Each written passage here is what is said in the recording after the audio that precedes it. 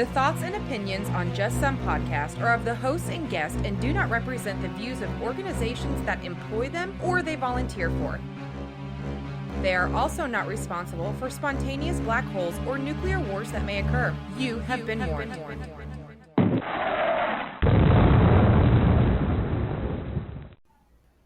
Space, the final frontier.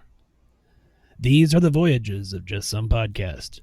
Its continuing mission: to explore education, to seek out new guests and sarcastic statements, to boldly go where no podcast has gone before, like Antarctica and the space station.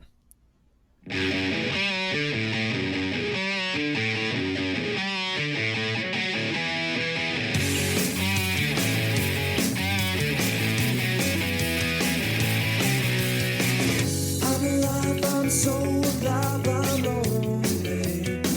Won't you touch me? I'm a fool on flame. Won't you kiss me? 'Cause I'm leaving. I got plans to be out of my mind. And I'm stand down for one more night before I'm living. Welcome, everybody, to another fun-filled and exciting episode of Just Some Podcast. This is Tom. Hey, this is Ben. Tom, man, how's your week been? It's been pretty good. No, that's it. I don't have anything. It's just been good. I rotate my schedule, and so I'm coming off a long set of days off. So there you go.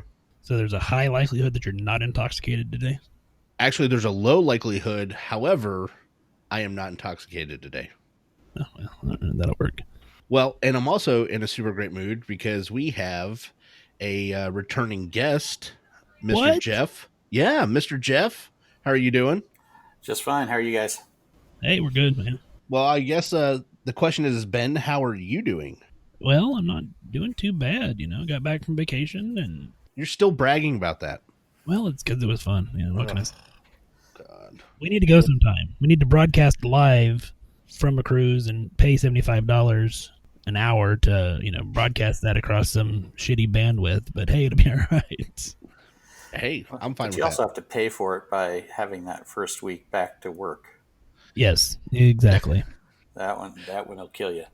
Yeah, the first couple of days, it was like, holy shit. Why? How do you have this many people on my schedule? And they're like, well, they all needed to be seen. Okay. Is anybody else in the office working?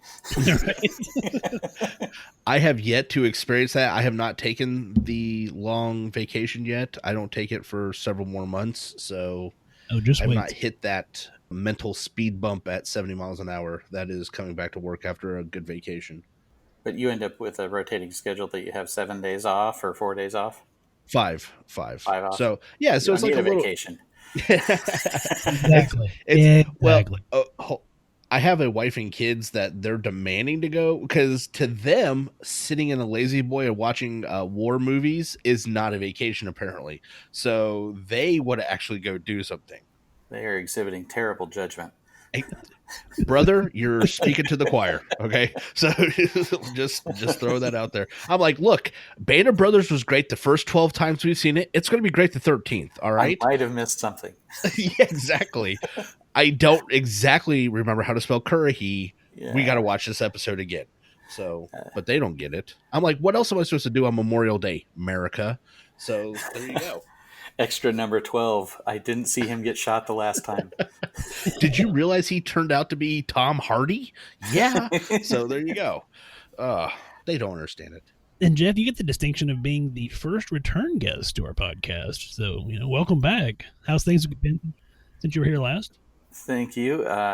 Is it a distinction or, oh, wow, what happened? Yeah, either way. Yeah. Yeah. I didn't hear what your question was, so sorry. That's okay. I said, how have things been since you were on the show last?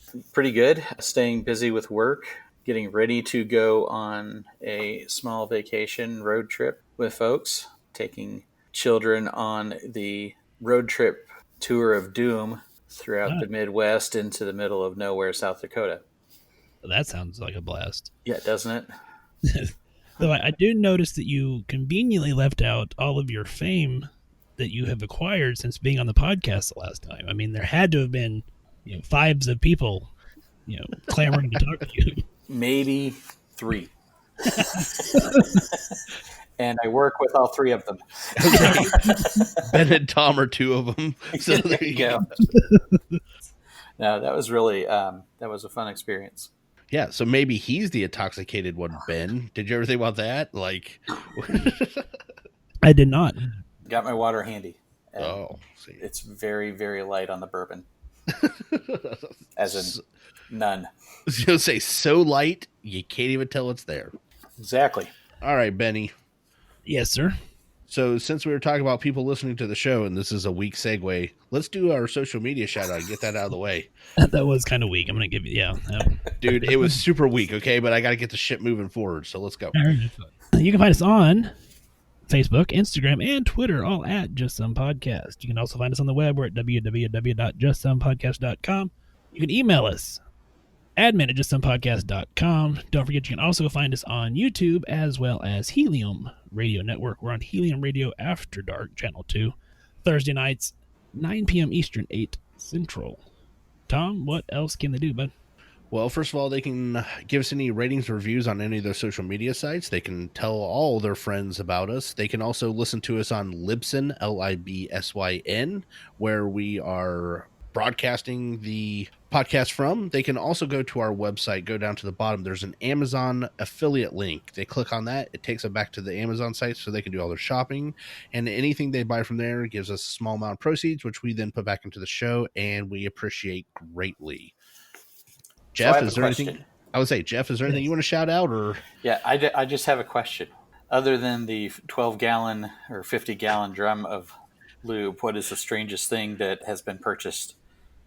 Other than in that? in each of yours opinion. Well, before Christmas, I remember seeing Donald Trump toilet paper come across, which I found kind of to be interesting. Mm-hmm. And beyond that, it's a lot of just kind of basic stuff. Yeah. Besides the lube, I don't honestly, off the top of my head, I don't know.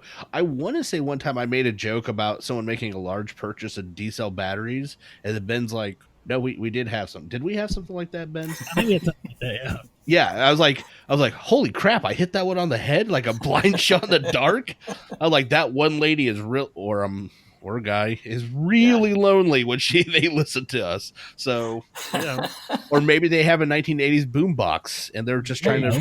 Yeah, they got some cardboard and they want to break dance. They're trying to bring back the electric boogaloo. So I'm just saying, it could be anything. Let's not be judgmental. This is a judgment-free zone on just a podcast. But I don't know. That's God, I kind of want to look into that again now and be like, what was the weirdest thing? I'd seen like yesterday or today, someone bought like a year's worth of Zyrtec. So, I mean, that was cool. No, that's just smart, and thank you. So, we do appreciate it. I will actually fess up. That was me. Oh, hey. See? and even better, it's not even for me. It's for the dogs. See, I did not realize they had that, and I was like, "Son of a bitch, that's a hell of a prize!" Because it was like $15 for $15.35 for 365 of them. Yeah, I was wow, like that's a hell of a price. Yeah, that's less than I pay for a month. It's 4 cents per pill. Wow. See, now we're learning some things here, people. I am nothing if not frugal. Somebody would say cheap, but I'm going to stick with frugal. I like frugal. Yeah. I seriously did not know. Now I'm Jeff, you're going to be getting a lot of text messages. Hey, just wondering. But I will say this obviously proves that we do not know who purchases the equipment, who purchases anything off the site. It just shows us the running total of the proceeds that we get from it and what the items were. So it is fun though to speculate. I don't know why you need 3,000 trash bags, you lonely person, but I want to know. Or it's just Jeff going, it was 2 cents a trash bag. Why else wouldn't I get that? So I'm never gonna have to buy trash bags again. And I love hefty Ultraflex. So there you go. Well, one of the neat things about it is I use the Amazon Smile to support a local nonprofit, and it will still use your link onto Amazon Smile, so they get money and you guys get money from it. Well, hey, that's awesome. I did not know that. Yeah. But now that Amazon listened in on our conversation, because the bots are listening to everything we say, that just went out the window. So You don't sound paranoid at all. No, yeah, not at all. yeah. There's no glitch in the matrix every time I watch a cat walk by. Like, what's going on? So I laughed, the toaster laughed, we all had a great time. So Why is the room blinking? I swear to God, I saw somebody walk by, but I'm on the second floor. This sucks. So all right. True story on that. In nursing school, I was on the psych rotation and was interviewing a patient, and their back was to the window. And I kid you not, some guy walked by the window. It was somebody it was a window washer out on the ledge. And I just froze mid question, then went back to it, and then stopped and thought, if we'd have been sitting in different positions, I don't know that I would have believed that person. Oh no! Yeah, No, absolutely Yeah. not. Yeah. I wouldn't have believed it. Sure, there's somebody outside the window. No, I swear to God. Yeah, okay. Yeah. yeah. Yeah. So, And God lives in your trust me. stomach, right? Yeah, okay. Oh, Tom, you ready to get to stories you may have missed? I'm ready. Jeff, are you ready? I missed them all. Oh, see, there you go. Well, this is one that I was talking to Jeff about before we went on the air because of Jeff's expertise with diabetes. And so, Tom, there's a large new study that has come out that has examined the effects of vitamin D, and it's found that there's absolutely no evidence that this supplement can prevent type 2 diabetes. Let me see your shocked face. Yeah, there it was. Super shocked face. So I started to dig a little bit more into this. I'm like, well, why the hell would they even associate that? Are they just randomly throwing shit out, or what's going on? So observational studies had reported there was a possible association between low levels of vitamin D and increased risk for type 2 diabetes, which is what led them to do this more extensive study of over 2,000 adults from 22 sites across the United States. So they measured their vitamin D levels at the beginning of the study and then kind of continued to monitor those over the next several years to make the determination that there was no statistically significant difference in the data between the two groups, therefore eliminating the opportunity that vitamin D can help prevent diabetes. Yeah. Jeff, your thoughts? And the crowd goes, what? I don't know where anybody would even think that that would be beneficial. But if nothing else, this does, I think, at least establish the age-old statement that we hear a lot, which was, correlation does not always equal causation. Exactly. So at least you're able to eliminate that. I still struggle with the data that came out. I think it was 5 or 6 years ago. There was a bunch of stuff in the news about how statins contributed to the development of type 2 diabetes. And I'm not convinced on that study. I think it's another case of correlation and causation. You Right. look at the folks who are most likely to have dyslipidemia and the population that is likely to develop a type 2 diabetes, and they look awfully similar. Those circles are pretty damn close, aren't they? Yeah. So I struggle with that one. I could understand that. Yeah. That What about the Aspire trial that just came out? The Aspire trial looked at the benefits of aspirin in adults over the age of 70 versus the risks. And, how we tell everybody take an aspirin a day, take an aspirin a day. Right. They're saying stop taking aspirin at age 70. It's an interesting read on the article, but they found no statistically significant benefit and significantly increased risk for gastrointestinal problems. which makes sense at that age, because at that age you're already looking at a higher risk for other diseases. So I could certainly see how a preventative aspirin probably would not be overly beneficial. Well, and how long do you actually get the benefit from aspirin? Now, I may be quoting the wrong stat on it, but from what I recall, the benefit from aspirin comes within the first 10 years of taking it. Then after time, there's no additional benefit other than the platelet inhibition. Honestly, I don't know. So maybe that'd be something to dig into. It's the same thing with deprescribing statins at a certain age, and I've started doing that. I've got patients who complain about how they are feeling on the statin and ask if they can stop it, and they're 85, 90 years old, and as far as I'm concerned, if they're ready to stop a medication and understand what stopping means, go ahead and deprescribe. And again, with statins, you just don't see you see the benefit over time when you first start taking it, and then there's no real additional benefit that keeps going. It's not an additive effect. Interesting. And I think I kind of approach some of that the same way with my elderly populations. I mean, I've had several.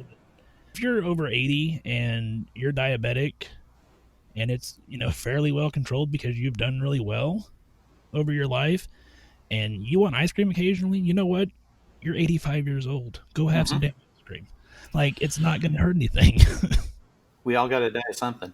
I would say, or as I like to call it, the victory lap. Like, you're 85 and you want to eat ice cream and stop your statins. You know what? Yeah. That's what you get to do. You earned it. So I like that. I remember that, Tom. That was good. Victory lap. Thank you. I just came up with that. So yeah, you're welcome. You have fun with that. But yeah, I think about that all the time. Or like you said, we got to die of something. I mean, I'm not advocating for people to make stupid decisions, but Christ, if you want a piece of pizza every once in a while, I mean, have the pizza. Yeah. Just don't do what I do, which is I believe every pizza is a personal pizza if you try hard enough. So I've never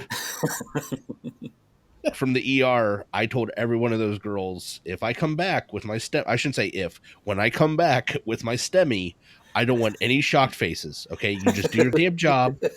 You have to be clear, because I've never seen a chicken wing that I can't eat. Okay. So we all know what's coming. We're all aware. All right. So when I come in with my Widowmaker, just do your damn job. No, oh, not Tom. No, it is Tom. Get his ass on a table. All right, let's go. You're not doing that fire wing challenge that peel the paint off your car. Maybe. I don't. Is there a specific? Well, the wing places will have their ultra hot ghost pepper based wing, and if you can eat 20 of these, your meal's free. Yeah, I've never done the challenge, but I actually ordered those one time, and I came in to pick them up, and the manager was out there when I picked up my food. He's like, "You ordered these on purpose?" I was like, "Yeah." He's like, "To eat at home?" I was like, "Yeah." He's like, "You know there's no challenge if you do it like that." I said, "No, I just want to eat it when I go home." So after that, every time they made a new hot sauce, when he saw me come in, he'd be like, "Hey, I got something I want you to try." And so that's how I started eating some of the ultra hot stuff that they have. Even at one of the bigger franchises, they have one here in the town I live in. He's like, "Hey, we're coming out with a new sauce. Do you want to try it?" I was like, "Yeah." I'll be honest. There's been a couple of sauces. You better have your big girl panties on if you eat that stuff. I've had some stuff that literally just made me. I just looked down at the ground and I was like, "Oh God, what did I just put in my face?" Like, I'm pretty sure this is a chemical burn. So I'm thinking, Tom, that the next time that we come to Ohio to visit you guys, this would be a hell of an episode. I'm not going to do the challenge. I'll just stand there and record. Oh, you want to do a hot ones? You want to do it like hot ones? That would be awesome. Yeah, I think we should do that one. Yeah. Okay, we can do so like that. You yeah. really have to hate your gut to do that. Oh, I hate every part of me, Jeff. I don't just keep it on just that. I'm looking at you, groin. So Now. Yeah, that's why I got that vasectomy. I couldn't infect anything else in the world. So there you go. Tom, do you want to explain why I did that horrible parody of Star Trek at the beginning of this episode? Hey, cheesy is our thing. I liked it. So it was cheesy, and that's what we went for. Yeah, let's discuss this. So we like to mix up in our episodes. We do some serious educational episodes, but we also like to have fun on the Just Some podcast. So there you go. So, didn't think about that segue really well, Jeff. I see your judgment. So basically, what we thought was, what is something that's just fun, that we want to do?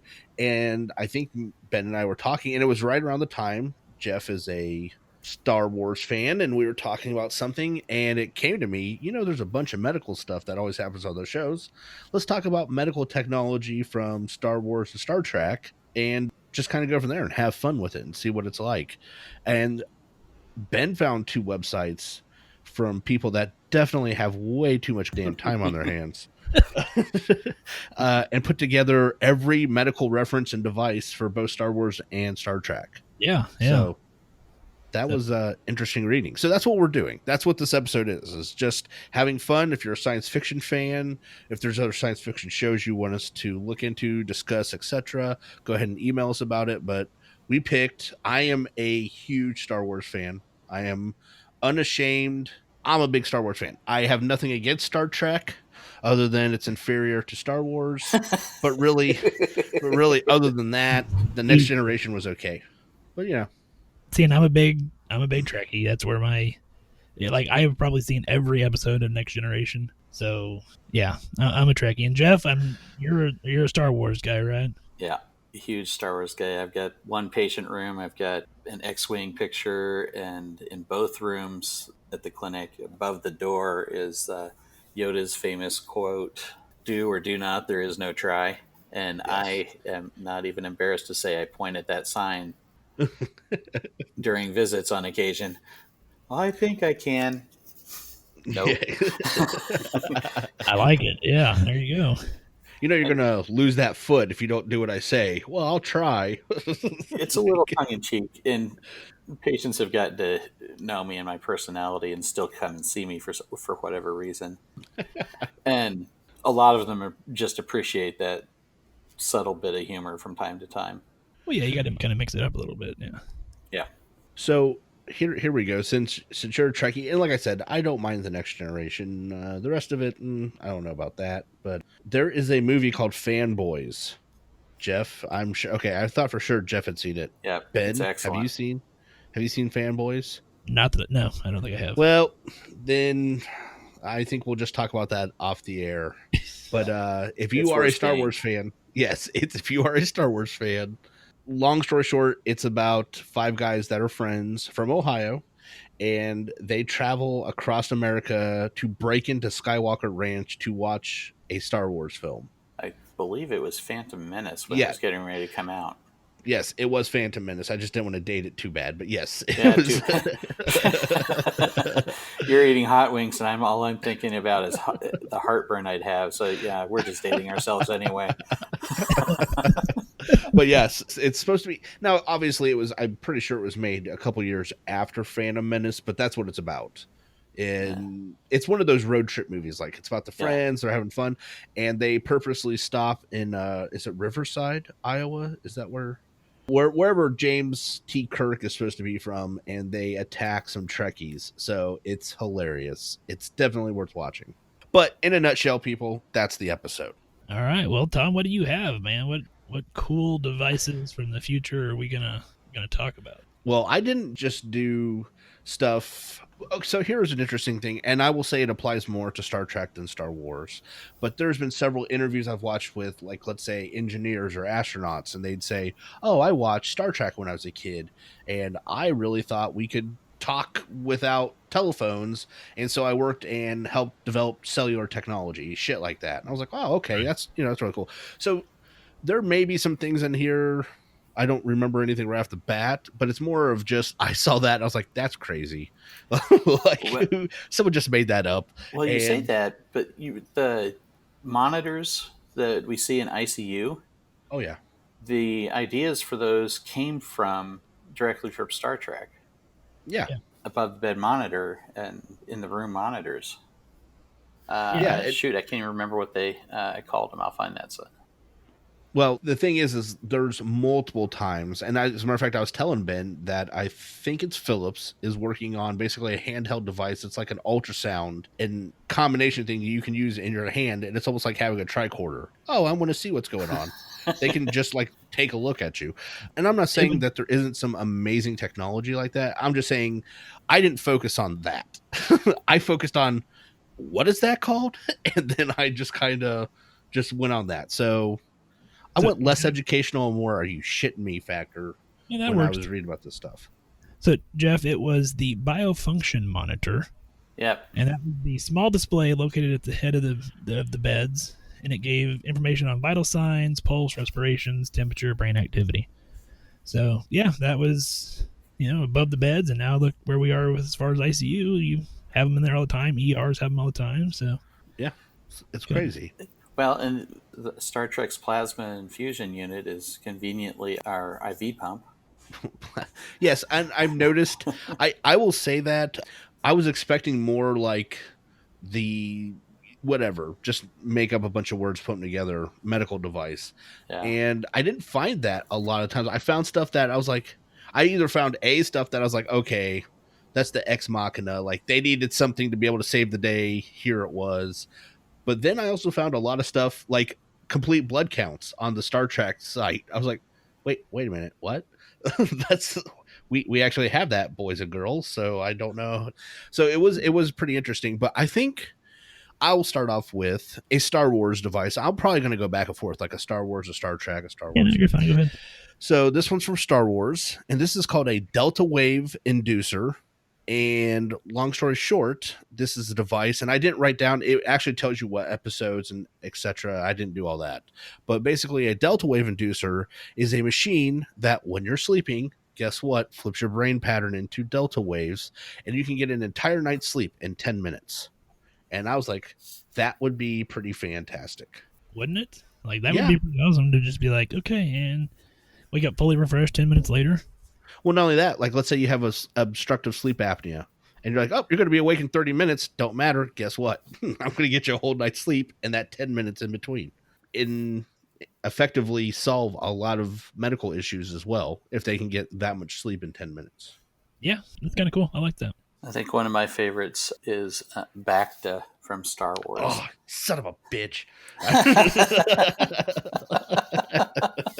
Okay, then. Yeah. Well, it's this versatile cure-all substance. The tank that Luke Skywalker was in Empire on Hoth after he and the Wampa tussled, that thing that he was submerged in was a Bacta tank. And that's, if you look things up, they've got several different versions. You think about what neat military applications some of these would be, like the Bacta bombs and the Bacta grenades, when the patient who's too far away to go get, but you need to give them treatment, and you throw these in their general direction. And the Bacta is supposed to be bacteria that finds whatever's wrong and fixes it. Yeah. So effectively what they did is they said, here's a spray, a gel, a liquid that fixes everything. Well, my understanding is like, if I cut your hand off, it's not going to grow your whole hand back immediately, but Correct. it'll stop the bleeding, right?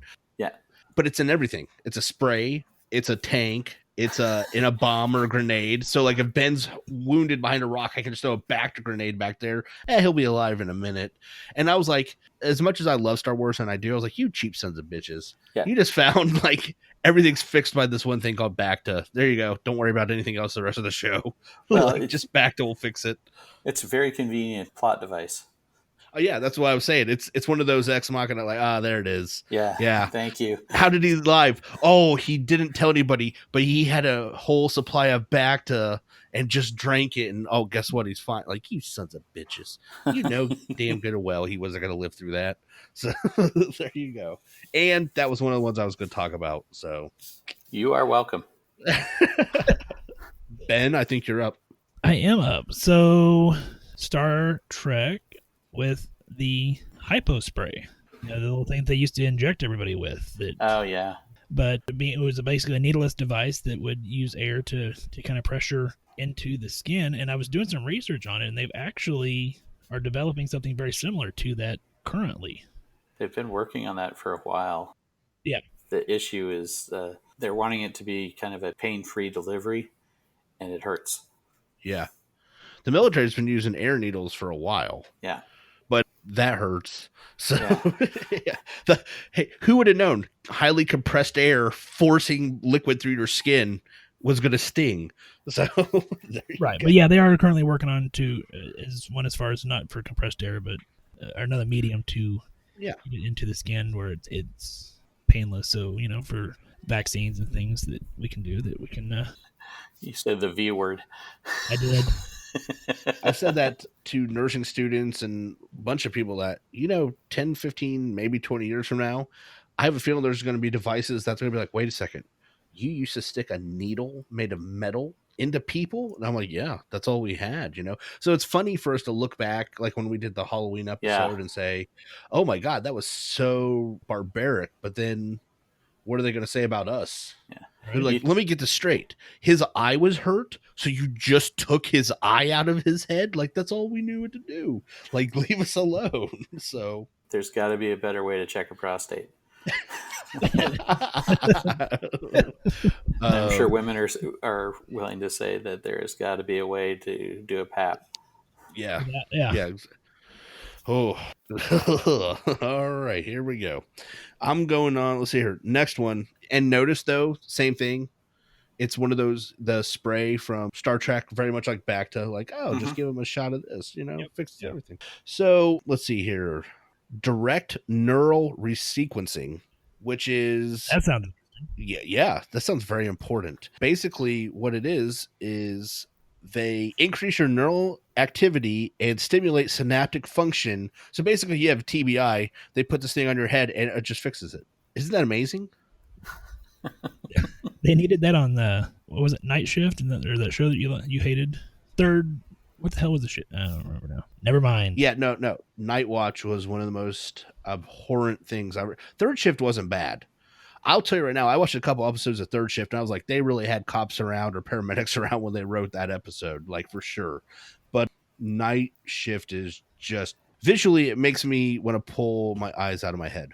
Well, which one was the one that had Ving Rhames that he's like, the bomb went off in his head? That would be Monday Mornings. Okay. See, that's what they needed your little device for there.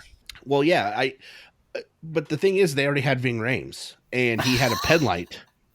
And what he could do is he could look into your eyes with his pen light and just diagnose your cerebral hemorrhage. So there you go. There you go. There. You didn't even need the rest of it. It is one of those things I wonder, and I'm sure, honestly, that there is some kind of neurobiologist out there right now working on this. Like, hey, we are working on a way to stimulate this. So you have that TBI or a noxious brain injury. Guess what? We can bring you back. And I think that's pretty awesome. But I also find it really funny that they're just like, yeah, just put that helmet on your head. Duh. I'm like, oh, okay. I didn't realize it was that simple. Well, now you know, see? Here's one that all of us who ever worked in a hospital would like to have: a hover gurney. Right? I saw that. I didn't pick that one, but I did see that one. They call it a repulsor lift equipped hospital bed, capable of transporting an injured being from place to place without injuring the patient further. I would say it's also used to stop injuring the people transporting the patient further. Yes. EMS would love to do that with, those rather large individuals that get on the gurneys. Yes. Yeah. Well, and you think about there's an inflatable slide board now that uses air to make it easy to slide the patient right over. You just tuck it right under them and inflate it, and it lifts them up and provides a little bit of cushion of air, and essentially a little hover mat thing. Yes, and you can yank too hard. Oh, yes, Just you can. throwing that out there. Yeah, just throwing that out there. When you're like, oh, this is a big dude, I better pull extra hard. No, that air cushion really works. And let me tell you, it's going to be a ride for everybody involved if you yank too hard. You pull extra hard, and you're going to end up you're going to end up having to catch the patient. Yes, and that's a bad time. I'm just throwing. It's terrible. That out there. Yeah. Okay, what real thing do you have now, Ben? That Star Trek is all serious and stuff, and Star Wars is fun. Yeah, Star Wars is fun. Star Wars Trek is. I wanted to go out and try to find stuff that, as these things happened back then, and you think, oh wow, that could would really be kind of cool. That now some of that stuff's coming true. So the next one I have, asshole, is one of the iconic pieces of Next Generation, which is Geordi's visor. Ah, good one. That's a good choice.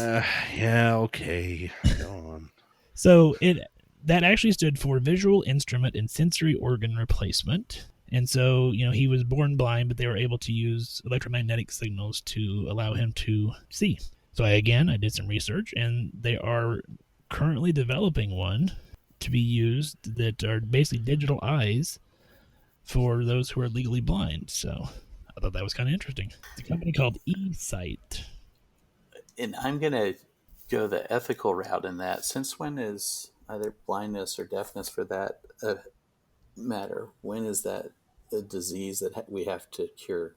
Some of those newer things, I think they're nice ideas, Right.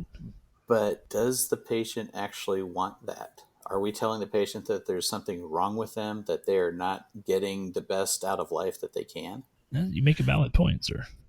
Yeah, there is the ethical. There's also and I hate to be the bad guy in the room, but if I have to pick between curing blindness or cancer, I really think we should have focused on that whole cancer thing first, or heart disease, or something that's actually going to kill this person. I'm not saying I'd ever want to go blind, and I'm not saying there's anything wrong with it, but at the same time, if we're going to make those strides, is that where we could have focused? But maybe that's just me. I like this one. This is a good one. This has been excellent in the ER. It's just called the Angry Machine. Star Wars, the Angry Machine. Apparently it was only used in one specific case on one specific person. He apparently was a great guy, but something about his race or culture, I don't remember the exact name. So the character was like a Jekyll and Hyde character, and what would happen is he was a great guy, but then if he got into a bad mood, he was in a really bad mood. So they developed a machine. Of course, they never explained how it worked. That would have been pretty awesome. They just put it around him, and he was happy. So that would be pretty awesome in every ER in America. Just like room 13's the Angry Machine. Just step him in there and he'll be fine. Oh, you didn't like waiting 4 hours to get in here? Here, step into room 13 for a minute. The bad part is most of the staff would be in there all the time. You would have to have like staff bathroom right next to it, staff Angry Machine, just right there the entire time. Oh, I'm better now. Yeah. Yes, exactly. That would be nice No, to I know, think that. though, yeah, Now they didn't. I didn't find any specific information like how long the effect lasted. So, like, I'm not sure we could replace like SSRIs or anything at this point in time. But for the acute breakdown, apparently the Angry Machine works. Angry Machine, and it's Angry a great Machine. name. I mean, hell, that's Yeah, you didn't have to guess. Angry Machine. There you go. That's what it is. Well, how about for diagnostics, something called the analysis grid? It was a device that fired coherent beams of energy through a specimen, revealing much about them. One slight drawback, the analysis was an extremely painful process for the specimen, as the energy beams use the same technology as blasters. Oh, So we know what's wrong with you. We just Yeah. inflicted it. exactly. This guy seems to be really pissed off. Where's that angry machine? Yeah, see? Oh I mean, while he's in the Angry Machine, he doesn't give a shit. See that? Yeah. Benny, unless you had some more about the analysis grid. No, I don't. I mean, we all have patients we'd like to shoot with that, though. Let's be honest. None of us were picturing them right now. No. Okay, so one, because I'm a Trekkie, so I'm going to stick to most of that. But one that we don't have yet, but I do think we will have probably in our lifetime is the holographic programming that they had, the holographic chambers. I mean, would that not be incredibly cool to? I mean, even if you look at it from a medical standpoint, you could do entire simulated codes and things of that nature just with hologram. I think that's kind of where VR is going. Yeah, I have certainly seen it. Like, I can remember several years ago when we got the Kinect for the Xbox. And it's like you're standing there and you're doing all this stuff and it's moving on the screen. You're like, that's 20 years from now. That's going to be, you're just going to walk into this room and it'll be there. Actually, it's funny you said that because I was going to bring this up. There was I want to say it was an orthopedic surgeon. They tested it in a Canadian hospital. It was an Xbox with a Kinect, and right next to it would be a screen with, like, let's say images or whatever right next to it. And the surgeon could literally put his hand up and just wave, and it would bring up the next bit of information on the screen that he was looking for. So like, let's say he was doing spinal surgery and he wanted like the next rotated view, he could move his hand and it would rotate the view. So he could bring all that up live while he was doing the surgery. By using the Kinect. Yeah. So, I mean, Yes. I really think that technology, I think before our lifetimes, we'll have something like that, in my personal opinion. Well, and I mean, by the time this comes out, he'll already have it. So my son's birthday is coming up. We decided to get him one of those virtual reality video game systems. So I'll tell you how awesome it is here in a couple days. Because when my wife was like, let's get this for him, I was like, how much is it? I was like, sweet Jesus, he doesn't need that. And then they're like, yeah, you can watch TV through it and all sorts. I was like, you know what? Get it. That's cool. It's all right. Band of Brothers. Band of Brothers. Man. So realistic. Yes. It was almost like I was there. Yeah, she was like, yeah, I know. You punched me 3 times on accident while I was watching. I thought you were one of the Germans, baby. Well, that explains the knife in my chest. Oh, goodness. But yeah, no, I think virtual reality is, if nothing else, like you said, for simulate, even if there's not an application you can put directly during treatment, at least for training would be just phenomenal. Yeah, and if you think about it, we kind of do that now with the sim man that we have in schools that we're able to do that. And then my last time I recertified on ACLS, there's an online course that you can go through where it is, you basically click and tell you what you want to do, but it runs through like 10 different simulated codes. So, I mean, there's definitely the technology, I think it's going to continue to get better.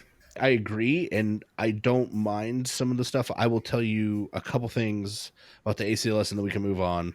One, my first problem is I don't think anyone that's brand new should go through it because it doesn't give you a lot of feedback. I think your first time through ACLS or something, you should have a paramedic, ER nurse, etc., that's been through codes that can give you some hands-on learning experience. I'd agree with that. 2 is I've been through that course, and when you're like, oh, I need to intubate, I need to do this, this, and this, and this, right? If you don't specifically tell the respiratory therapist to start breathing, they won't. And also you're like, why is my O2 tanking? And there's the character just standing there. You're like, come on.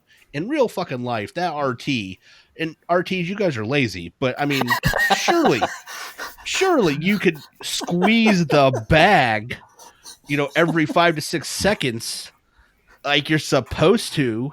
And I'm just saying that defeated the whole purpose for me. I was like, oh, so I literally have to do everything. So this becomes more of just a click the button game versus trying to learn from the experience. But that's enough for me. Well, well, just a second. My first simulator on that course, I went through the entire thing. Thought, okay, I did, hey, the patient's alive, so shit, I must have done okay. Got to the end of it and it had failed me. And I was like, what the hell did I do? I did not activate the code team within 10 seconds. It was 11 seconds at the very beginning of the fucking thing. And so then it had me, so I did the entire thing for no reason because of 1 second. Yeah. So yeah, they're not perfect, but. And that's what I'm saying. I understand if it's a refresher, but and that's my other drawback is these new nurses that have never been through something like that. There should be a hands-on live person that can go, I know what you're thinking, but this is what's going to happen.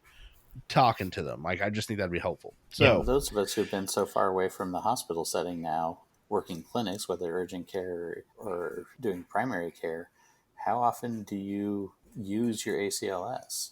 And boy, that's an eye-opener when you have to go back and recertify and wow, I actually have to look at this. Yeah, exactly.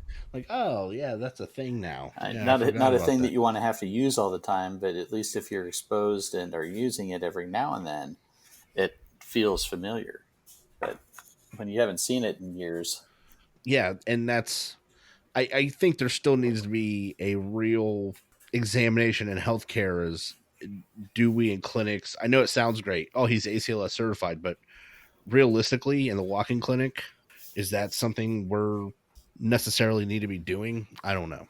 Well, in most walk-in clinics, even if they're attached to a facility, they're telling people to call the ambulance to come get the patient because they're considered a separate entity. Yes. So, even if it's attached to the building. Yeah. Yes. It's the $5,000 ambulance ride to go 400 yards. Yes. Yes, there you go. Okay, But here comes a Star Trek one, and it didn't have a lot of information on it. It's just a medical procedure that was used, an engrammatic purge. That sounds uncomfortable. Yeah, doesn't it though? but you're going to be really wish you had the ability to do an engrammatic purge because it is erasing someone's memory. So it's Versed. Yes, it's permanent Versed is what it is. Yeah, apparently, and I got the show notes where it was like this was on episode 72 when blah blah blah blah. I don't remember exactly what, but they had to do it for this procedure. It was a certain race of aliens that in order to do something they had to erase their memories, so they came up with this machine that just wiped all your memories out. It's like the little Men in Black, flashy thing. Yeah, I mean, I think that would be, but I mean, think about that for PTSD or, and maybe that's not the best. I mean, maybe we'd have to get mental health professional to be like, no, you can't just erase memories, but or pre-surgery, like when people are freaking the fuck out, like, okay, well, click, there you go. Now you don't know what's going on, and we'll just take you into surgery now. Again, back to Versed. Yes, but that does lead to that becomes a real ethical issue. Like, Yeah, who all gonna have control of said memory device? Yeah, exactly. Like this could turn out bad if everybody could just engrammatically purge anybody at any time. Tom, I need to borrow $5,000. Oh, here you go, and purge. I don't know. Oh yeah, that sounds. That's gonna be a rough one. What about the Saldolith Manufacturing Veridicator 200? You got me. That's impressive. Yeah. Yeah. Truth scan. Oh, How beneficial would that be in clinic? okay. It would be hella beneficial in clinic. I would just prefer it not become civilian use. Like, let's not make a personal model for at home. Okay, I'm just saying, just keep that away from where you're at. So Where were you? The grocery store. Okay, no, I was at the City Bar. Yeah.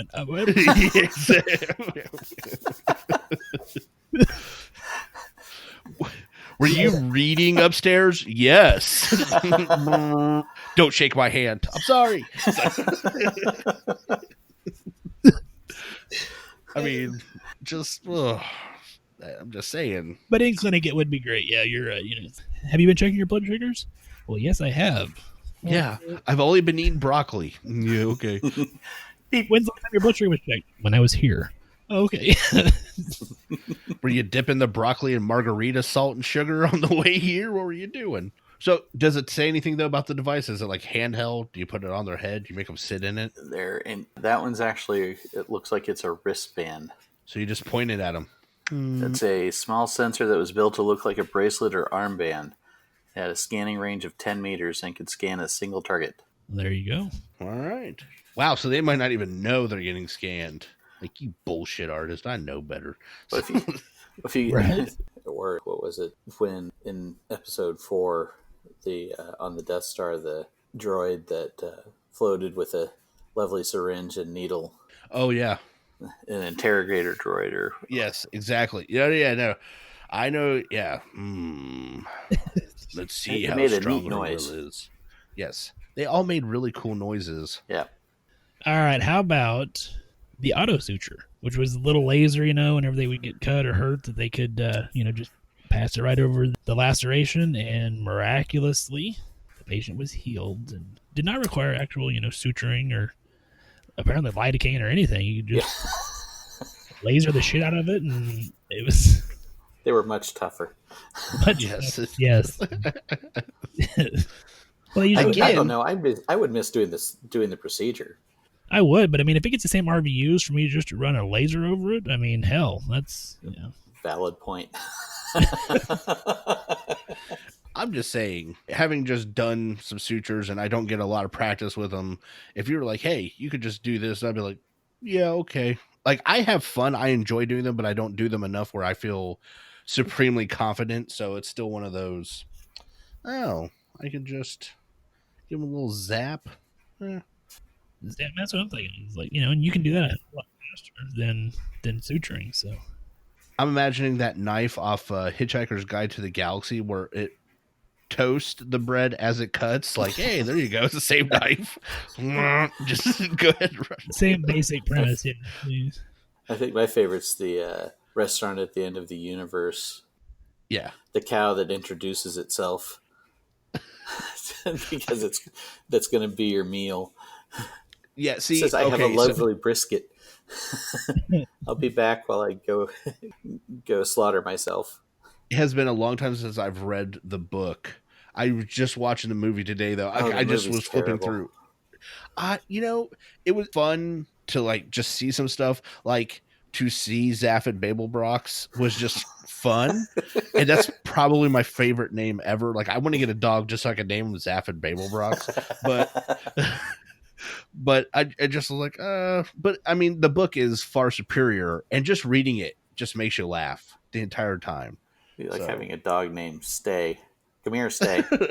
Come here, Stay. Oh, my 7-year-old's head would explode. Yes, So there you go. Or a dog you like to jog with, but you name the dog Scissors. Run with scissors. but Apologies to both comedians I stole that from. Oh. it's still good. I'm good. Yeah, let's. Yeah. All right.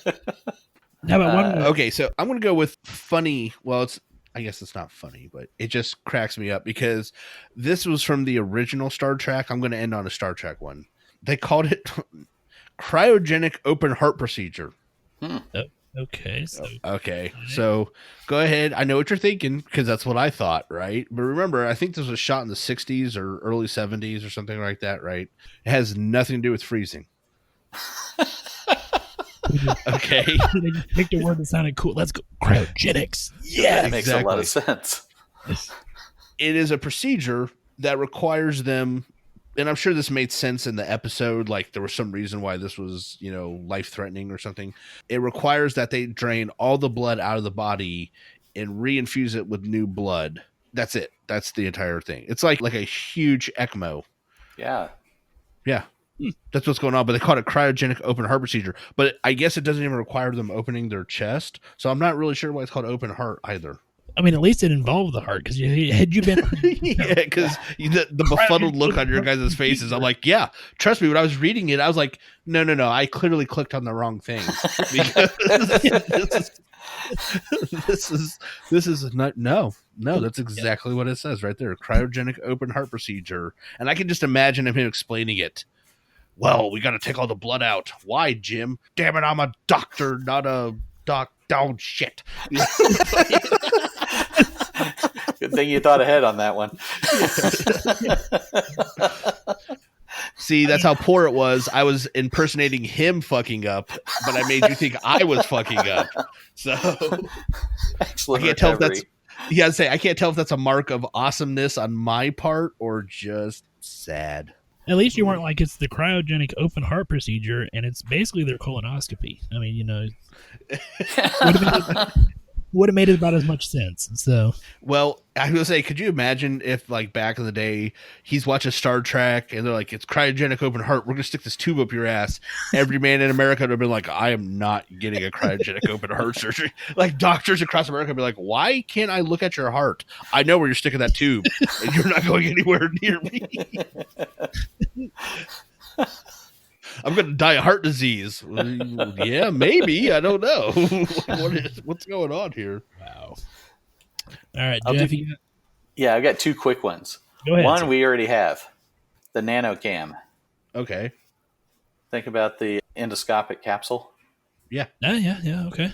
Yeah. That's kind of cool. Yeah. Only problem is I'm guessing that the NanoCam works where that endoscopic capsule doesn't. It's crapshoot. I see what you did there. Thank you. The other one, which I think is really neat, is the nerve splicer, and it does exactly what it says it does. So it's a colonoscopy. Yes, exactly. Everything's related to colonoscopies now. Tools you use to regrow damaged nerves. Think about spinal injuries and whatnot. That would be pretty cool. Yeah. Yeah, if somebody had, say, conus medialis, You could just fix them with a little nerve splicer. Ben? Huh? All right. My last one. Tom, you mentioned it earlier, and it was one that every kid that watched Star Trek wanted. The tricorder. Lay it on me. So, it was a non-invasive device that they could scan over them to determine what was wrong with them and how significant injuries were. And, of course, I went and did some research. So, Qualcomm held a contest. Basically, they were going to award a prize to whoever could develop the very first tricorder. So the company is a company called Basil Leaf Technologies, and they have developed Dexter, DXTER, and it is Like the serial killer. Yeah. Exactly. It consists of an iPad mini, and along with it is a wrist sensor, a chest sensor, a spirometer, and a conventional blood pressure cuff. And it can currently, using AI and those periphery devices, can diagnose several conditions including anemia, UTIs, diabetes, AFib, sleep apnea, COPD, pneumonia, otitis media, leukocytosis, pertussis, hypertension, mono, or the most importantly, an absence of conditions. That would be a good one. So yeah, it's kind of cool that going from Star Trek to theory to now getting through FDA approval and to get out into practice. So That'll be interesting. definitely will be interesting. Find the clinic budget for that. Yeah. Yeah. Not so much the clinic budget I'm worried about. It's the patients who are going to come in with it attached to them and say, see what it says? Actually, at that point, I'll be like, sure, here's your amoxicillin for your ear infection. Thank you. Next. There you go. It says that they use a technique for determining glucose, hemoglobin, and white blood count without drawing any blood at all because they were trying to push for a true tricorder. So it's not as accurate as a sample to a full chemistry lab, but it gives a sense of the range you're in so you can make decisions about which follow-up tests are necessary. And they're taking it into clinical trials. That's cool. I think, yeah, that'll be, another 10 or 15 years, that'll probably be common use. Either of you have the Apple Watch 4 or use I think it's Echo stethoscope? No. Now, are you talking about the Apple Watch is the one that can do the... Do like AFib. Yeah, it does a lead 1 EKG, and then Echo's got a couple of stethoscopes there. They make electronic stethoscopes. One is has kind of a cone-looking diaphragm that you can use to mod a regular stethoscope to make it digital. But they have one that is about, I'd say 1.5 inches, maybe 2 inches wide, 4 or 6 inches long. It's got the diaphragm on the bottom, and it has 2 metal pads, and you can do the exact same thing. You put it on the chest, and you get a single lead EKG. It links wirelessly to the phone. You can see the EKG there, and it will also do phono EKG. You'll get to see the noise from each beat correspond with the electrical rhythm of the heart. It's kind of cool. Huh. That is very cool. Yeah. However, have you guys heard of or had a patient come in? There's apparently an app on your phone that can tell you your blood pressure by putting your finger over the light on the back of your phone. I have seen it do pulse, but I've not seen it do blood pressure. Well, so I was discussing with a patient abnormal blood pressure. They're like, no, it's not that bad. I'm like, excuse me? Like, so it's not that bad at home. They're like, yeah. And I'm like, oh, so you have a blood pressure machine? They're like, no. And then they did it right in front of me. They said, see, it's not that bad. You guys are wrong. I was like, no. No, I'm not going to say, I even had the nurse go back in and retake it manually. And they're like, no, that machine is incorrect. I'm like, yeah, that's what I thought. Okay. So, that's going to be super fun to try and no, Mrs. Smith, you do need to take lisinopril because your blood pressure is too high. No, my phone says it's not. Boy. Is that instant blood pressure app? I don't know. I didn't even ask. I just know he kept trying to tell me I was wrong, that our blood pressure was wrong. And then this was my mistake. For a minute, I tried to explain how blood pressure was taken. And explaining, like, we had to apply sufficient pressure, close off the vessel, blah, blah, blah. And he's like, no, but it says here it's not. I was like, okay, I'm done arguing. Now, that's not to say I haven't seen some pretty awesome things. As a matter of fact, a machine that can take your blood pressure through your finger. It's a machine called a Clearview. It was designed for NASA astronauts for on spacewalks, and they are trying to get it so ICUs can use them. You just slip it over to the finger, and it's a consistent like little squeeze on your finger, and it can do your pulse. It's basically like an art line, one, and a couple other things externally over your finger. It is fucking amazing and trippy to have on your finger and watch all that stuff on the screen while you're doing it. But I didn't ask because I'm sure it's about $200,000.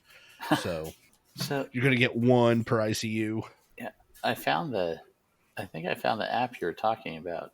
I was pulling it up too. Yeah, go ahead, sir. That is bizarre. Bizarre.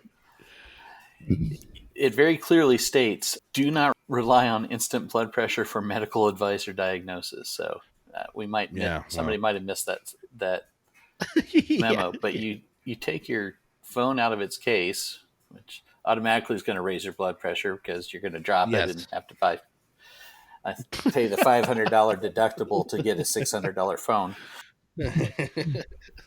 Place your right index finger over the rear camera lens and flash, maintaining the finger over the camera and flash. Place the bottom of the phone in direct chest contact using firm and steady pressure. Hold still and quiet until the session is complete and read the estimate.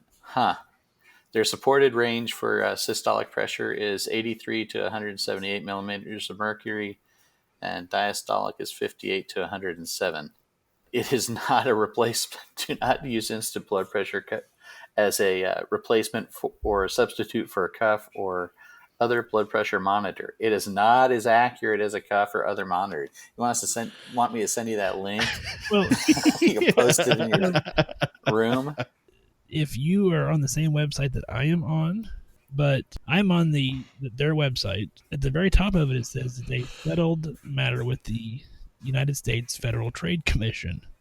Yeah. So I clicked on the complaint from the FTC to read this, and it states in the court document,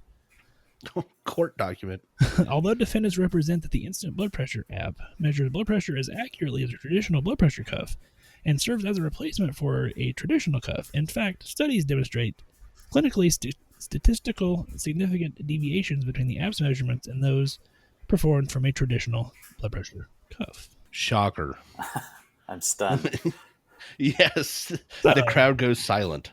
You know, the bad part is that a lot of those don't have to have FDA approval and things to be an app, and so it's kind of just based on court documents. It looks like they made about $600,000 off the app. Yeah, sales. You're kidding. June of 14 and June of 15 totaled over $600,000, according to the court documents. I am speechless. So I was reading the section on the website about the science, and they really tell you absolutely nothing. Yeah. Ends with, we have an algorithm that leverages our unique discoveries, well understood biometrics, and each user's unique anthropometric data to produce each blood pressure estimate. And it clearly says estimate. Yeah. That's the funny thing about blood pressure. I don't want to know, it's between 100 and 200. See, that's an estimate. Okay. I want to know what it is. So, yeah, interesting. Well, Jeff, before you go, you didn't get to do this last time, so we didn't have this as a segment then, but we want you to do 5 questions. Do you think you're ready for this mental gauntlet? I certainly am.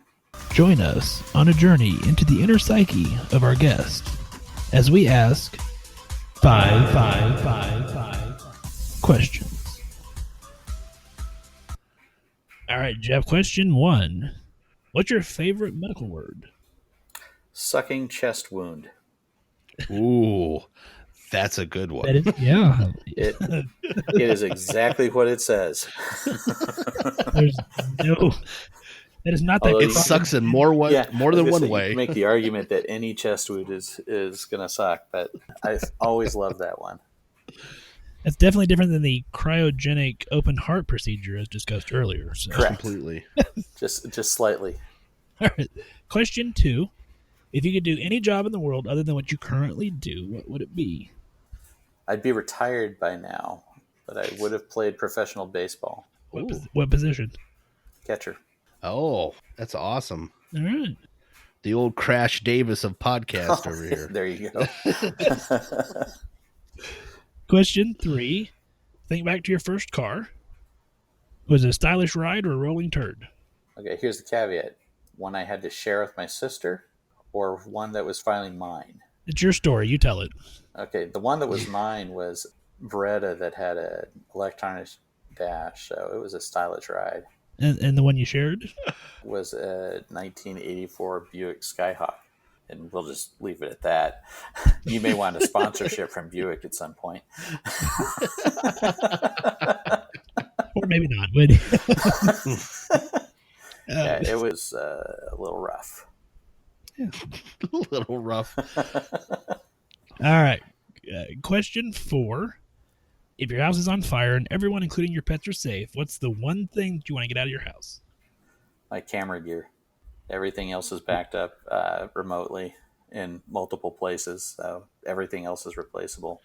It just takes too long to replace camera gear. Okay. So what kind of camera? I've got 2 Canons. One's the 80D and one's a 15 or 16-year-old EOS Rebel. I shoot with both of them. Partner that I work with, that we do weddings, we do senior pictures, portraiture, and all that. And then I also do some freelance landscape photography. All right. Question 5. You have $9.18 in your pocket. What all do you buy? I splurge and get the real smart water instead of the store brand. So that takes care of $3. Okay. The other $6, we could live on the edge and we'll buy the gas station sushi. Oh, you are living on the edge. Wow. We're going to need that cryogenic open heart procedure. Ours is not bad because it's the grocery store across the parking lot owns it, so they make it over there and they bring it over to the. Oh, that's not as bad. Okay. So it's not that much of a challenge. Let's say so that's not a true gamble. No, So. Not a crapshoot, so to speak. See- Yeah. no, not usually.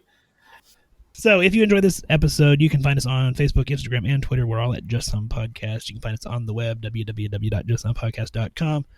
Our email, admin@justsomepodcast.com. Jeff, is there anything that you want to shout out or say before we get off the air, man? No, I think I'm good.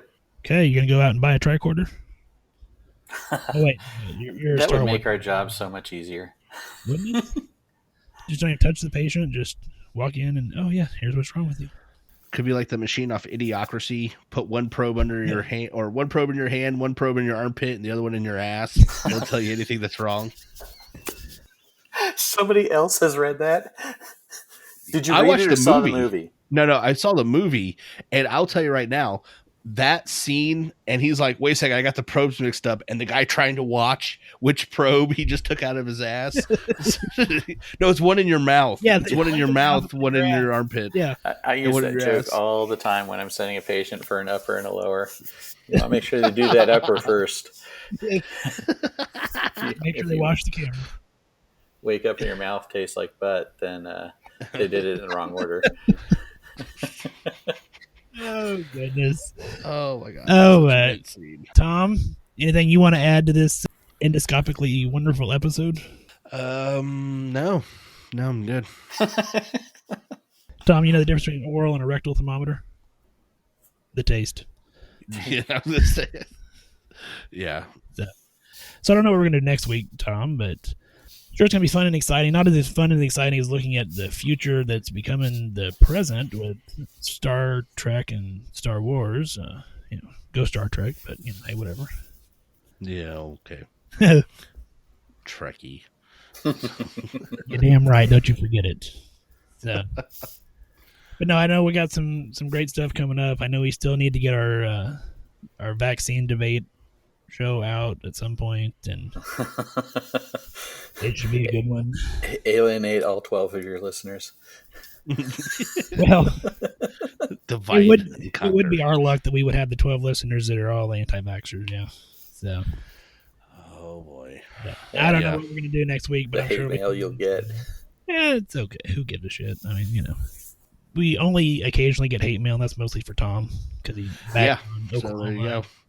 Vermont, Arkansas, and Mississippi. So Referring to the entire state of Vermont as maple syrup jockeys.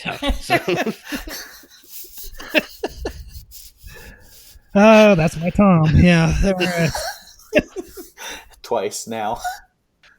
the crazy part is a lot of times later on, Ben will. I honestly swear to God, it's some kind of medical condition, some weird amnesia. We can have this conversation 20 minutes from now. You can text me and be like, "I don't know what it is. I don't remember shit from the show." All the time.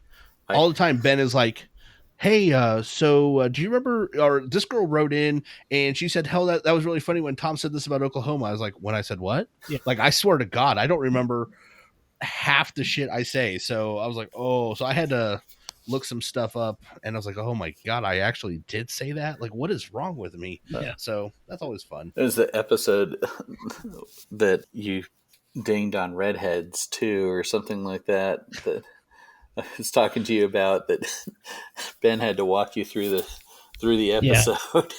Tom, he does. As soon as I hit stop recording, Tom is like oblivious to the last hour and a half conversation. Yes, I texted him, like, and "Hey, do you want me to cut that part out?" And he's like, "What?" I said, "What?" "Well, you said this." "Oh, yeah, you might want to cut that out." there's a lot of times I'm like, I said that. There's one, and we'll talk about it off air, but he said, "Do you remember when you said that?" And I was like, "I said that? Oh my God. Why would you let me say that?" So I don't think there's any let. Right? there's certainly Kyle, the sound engineer, or Sam, the producer, should have certainly been on that censor button a couple of times. But you I'm know, the dumbass to put the microphone in front of his face. we There you go. we were we were new and young dumb kids back in the day. Like, who knew saying the C bomb on the air would turn out to be a bad thing? So Favorite word? Yeah, that that was. oh yeah, my wife's stunning. favorite word. I know. Yeah. I heard that Yeah. last episode. Oh my God, that was crazy. She my wife is like, if you ever met her, she is like white girl poster, like North Face jacket, Ugg boots, Starbucks pumpkin spice latte in her hand, like but you piss her off, she'll be like, she gets ghetto as shit. Like, she will fuck you up verbally. So I'm like, okay. So when she said that, I was like, huh. Okay, like, it didn't even phase me, and then later on I was like, oh yeah, there's gonna be a lot of people that don't like that. We need to bleep this one. Oh no, that's the raw feed, baby. You gotta get in on that. All right, hey, let's wrap this up completely. So on that note, this has been, hope everybody has a great week. And this is Tom. Everybody stay safe out there.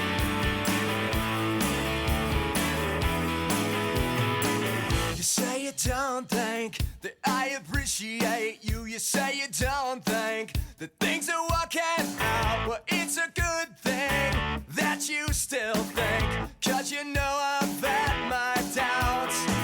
You say you envy me. Well, what the hell does that mean? I dumped your ass. Why do you talk to me?